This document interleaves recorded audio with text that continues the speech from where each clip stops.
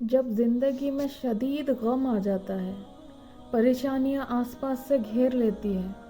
حالات اس طرح سے پیدا ہوتے ہیں کہ انسان کو اس میں سے نکلنے کا راستہ نہیں ملتا۔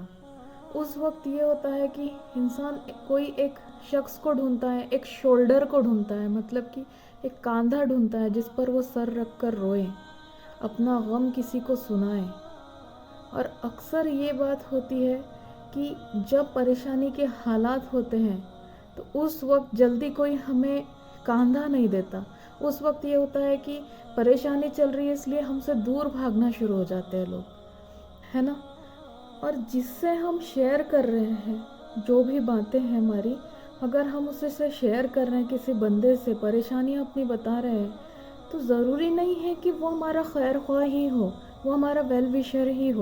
ہو سکتا ہے کہ وہ دل میں یہ چاہ رہا ہو کہ آپ کے ساتھ یہ ہو، آپ کے ساتھ آپ اس حالات سے گزرو۔ ہو سکتا ہے، ہمیں نہیں پتہ ہوتا ہے کہ کس کے دل میں کیا چیز بھری ہوئی ہے۔ تو اس کے لیے دیکھیے قرآن میں کئی سارے واقعات بھی بتائے گئے ہیں، جیسے سورہ یوسف میں یعقوب علیہ السلام کو جب شدید غم آ جاتا ہے، پہلے تو ان کے بیٹے یوسف علیہ السلام چلے جاتے ہیں، پھر بنیامین چلے جاتے ہیں، تو اس وقت وہ کیا، اس آیت سے ہمیں کیا سیکھنے ملتا ہے؟ آیت جو ہے وہ یہ ہے کہ انما اشکو بثی وحزنی الی اللہ، مطلب کہ میں اپنے پریشانی اور رنج کی فریاد صرف اللہ تعالیٰ سے ہی کرتا ہوں۔ اس سے ہمیں یہ سیکھ ملتی ہے کہ کبھی بھی اگر غم آ جائے، پریشانی آ جائے، تو صرف اللہ تعالیٰ سے ہی وہ چیز شیئر کرنا چاہیے، کیونکہ وہی جو ہے جو ہمارے غم کو سنتا ہے، وہی السمیع جو ہمارے غم کو سنتا ہے، یا وہ مجیب ہے، مطلب کہ ہمارے دعاؤں کو آنسر کرتا ہے۔ اللہ تعالیٰ وہ ودود ہے، وہ ہم سے محبت رکھتا ہے۔ دنیا میں کوئی بھی انسان اتنی محبت نہیں رکھتا ہے جو اللہ تعالیٰ ہم سے رکھتا ہے، اور دنیا میں کوئی انسان نہیں ہے کہ جو ہمارے پرابلم سن کر ہمارے پرابلمس کا سولوشن ہمیں دے،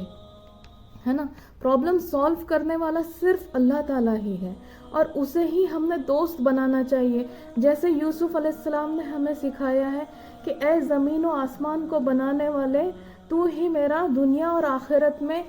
ولی اور کارساز ہے، مطلب کہ تو ہی میرا دوست ہے اور تو ہی میرا کارساز مطلب کیئر ٹیکر ہے۔ تو اس دعا سے ہمیں یہ سیکھنا چاہیے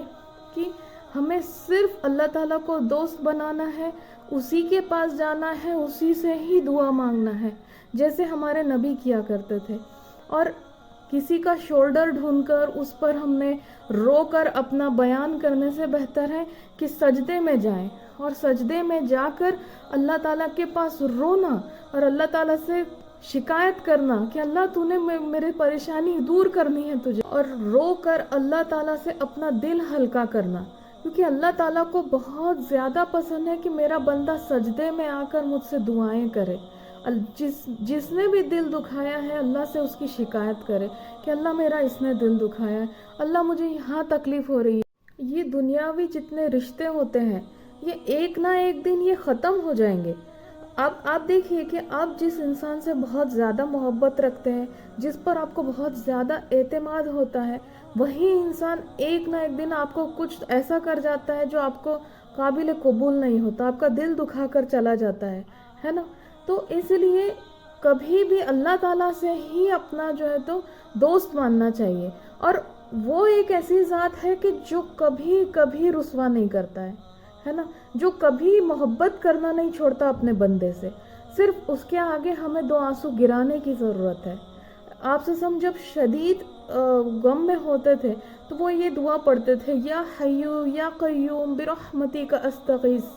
اللہ تعالیٰ سے۔ تو یہ دعائیں جو دی ہوئی ہیں تو یہ پڑھا کریں اور اللہ تعالیٰ سے اپنی فریاد کیا کریں، انشاءاللہ تعالیٰ اللہ جو ہے تو وہ دعائیں قبول کرنے والا ہے، وہ ضرور آپ کی دعا کو قبول کرے گا اور آپ کے حالات بدل دیں گا۔ آمین انشاءاللہ۔